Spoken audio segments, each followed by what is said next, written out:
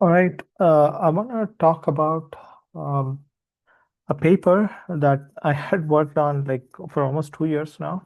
I mean, I did not work on it for 2 years. I worked on it 2 years ago, maybe around 2 years ago. About community-driven fact-checking on WhatsApp. And so I recently presented this at ICWSM at a workshop on content moderation. I'll also be presenting the same work at ASIST conference in DC in November.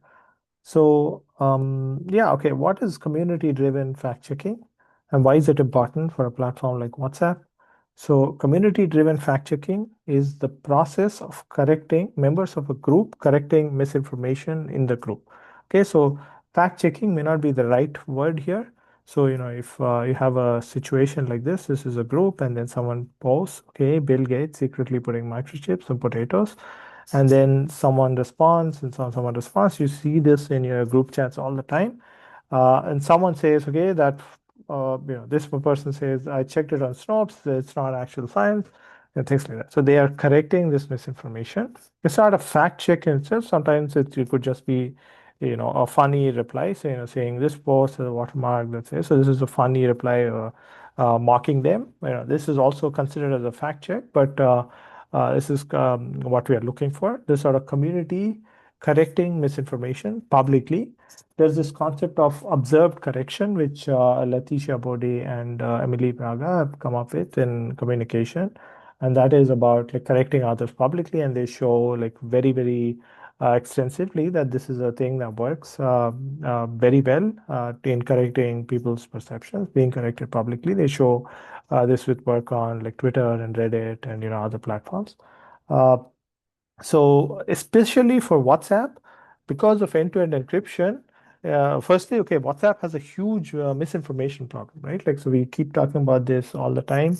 WhatsApp is one of these platforms where there have been documented instances, not just one, but dozens of instances across the world of misinformation online actually causing offline consequences. Again, okay, causing is probably a very loaded word here, but WhatsApp definitely did a bet in and helped the rumors spread much faster.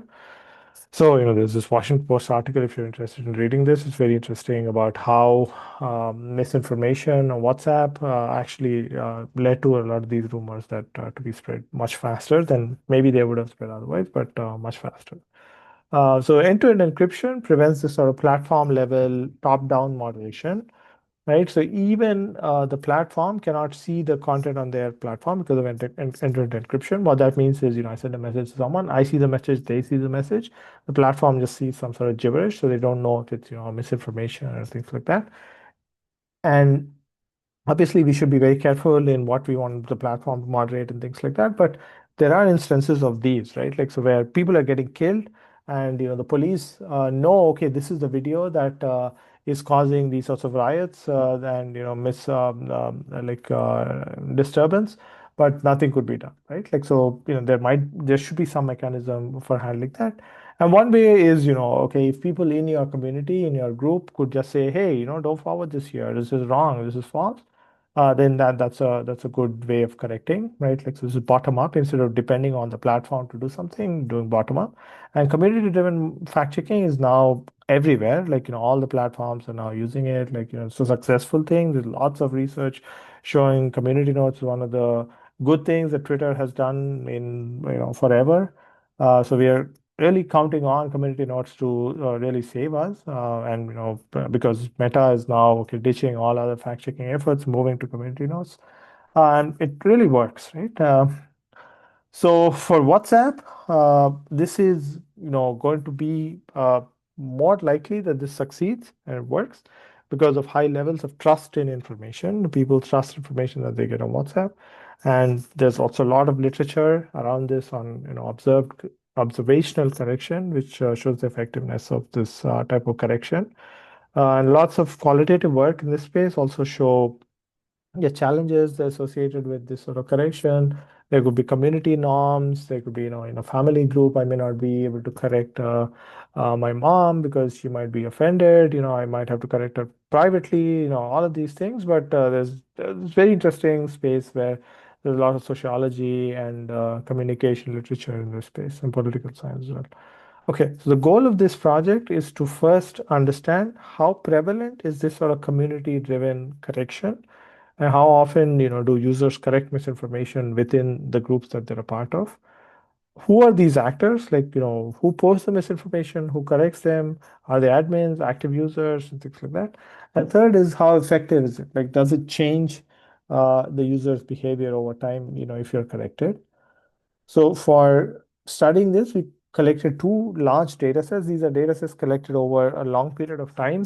So starting from 2019 until 2022. And so we use parts of the data set for this project. They are not collected for this project. So the first data set is a data set of public political WhatsApp groups. By public, we mean that the link to join these groups is publicly available. So users can just click a link and then join or be added to the group. So this is around 725 groups, 87,000 members. They're often strangers in the group. Like, so, I don't know the other members in the group. And they join via public links. And this is all supporting political parties. And the discussions are like wide ranging. It's a free range, right? So everyone can post what they want. Another data set is a data set of private groups, similar in context. So these are groups which are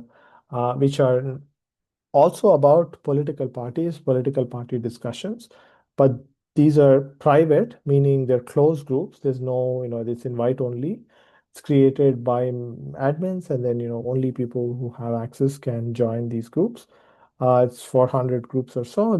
Basically, the way we obtain these groups is we went to these political party offices and we asked them to, add us to a WhatsApp group, and some of them did, and that's how we got it. Like, and these are much more close knit party workers, much more cohesive, familiar, and the messaging is much more disciplined, unlike the public groups.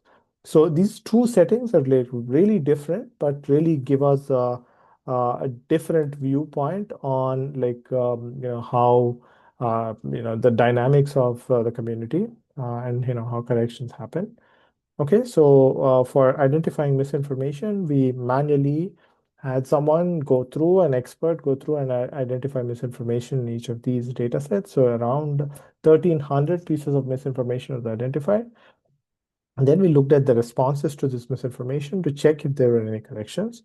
Again, like, group like this, you have a misinformation piece of message, and then we just checked messages underneath it, like to see, okay, is there any message that is a correction that happens here? Okay, so first finding is, looking at how prevalent this sort of community-driven fact-checking is. Surprisingly, it's not a common phenomenon, but it depends on the type of groups. So in the public groups, these are strangers. There's less than 1% of this happening. So it's does not at all prevalent. In the private groups, it's actually much more common. Around 11% of the misinformation is corrected publicly, right? Like, so we're not talking about private corrections. So, there could be members who contact someone else privately and say, hey, what you posted is false, but that's not what you're looking at. So, okay, public versus private, there's a huge difference. Looking at who are the actors. Uh, so it's a very, very small fraction of users who correct misinformation. So less than 1% of the users correct misinformation. They're usually very active members of the community. Both the people who post and the people who correct these misinformation are active members of the community. So this shows this public and private data sets and the mean number of messages that the people post. So compared to a random member of the group, a poster or a corrector post like significantly larger number of messages. Okay, do admins play a role in this? Like, do admins do this sort of correction? Okay, the good news is that admins do correct. So 1 in 5 of these corrections is by an admin. That's great news. But the bad news is that admins also post a lot of misinformation. So 1 in 8 misinformation messages are actually posted by admins. So that's not very encouraging. Okay, then how do they fact check? Like, so we also qualitatively coded like the different types of corrections. So what is, how do these corrections happen? So most common, so obviously, yeah, it depends on a public or a private group. The most common type is something like this. So people just saying, this is fake, right? Like just saying one word, so this is fake. Uh, the second most common, so that's in the public group. In the private group, it's much more considerate, like things, hey, this is fake. Please don't send this. This is fake, brother. I wish this is true. It's not true. It's true. This is all fake. Please think for yourselves, and things like that. In in case of the second most common way of correction is like, okay, people are attacking each other. They're saying you're a liar, full of lies, you're an idiot, can't you just read what's written, and things like that. So the final finding is about if it works. So basically, the way we set this up is a interrupted time series. So you have for each user, the date of correction. You're going to check like so the dependent variable is looking at how many messages they post and how often they post, the interval between responses that they have. And these are both of these variables might be affected, right? Like, so if you're corrected, like if you become more active, that means something. If you become less active, it means something. So consider the data correction as treatment, and then do they post less or interact less? Unfortunately, there's no significant effects in either of these variables. So yeah, that's not great news. So there are lots of caveats here. First is okay, this is public corrections again. Uh, Many of these corrections might happen privately, especially if the members know each other. But still, like 11% public corrections is a good enough number. Only participants, active members participate, if at all. Like, and this is a very, very small set of the population, so less than 1%. Admins do not seem to be very helpful, so they correct, but they also post a lot of stuff. And most of these groups, by construction, are echo chambers, right? Like, so these are all political groups discussing politics. So many people may not even know that this is misinformation. Obviously, even if they knew, they would not correct because it's an echo chamber. So whatever numbers we have is probably an undercount. But many people in our qualitative interviews, we realize that they don't know that this is misinformation. This is the world that they live in. And this is just two types of groups. There are like many other types of groups, and depends a lot on the group dynamics. Yeah, that's one thing. And a lot of work is being done in this space by my team. So things like how can we incentivize community members to fact check, right? Like, so I think this is the biggest problem now, like to be solved for fact checking on WhatsApp. To make it scalable is to incentivize community members. How do you do that? And seeing if AI can play a role. And we're also doing some sort of RCTs to check like if receiving a fact check from a community member actually does work better.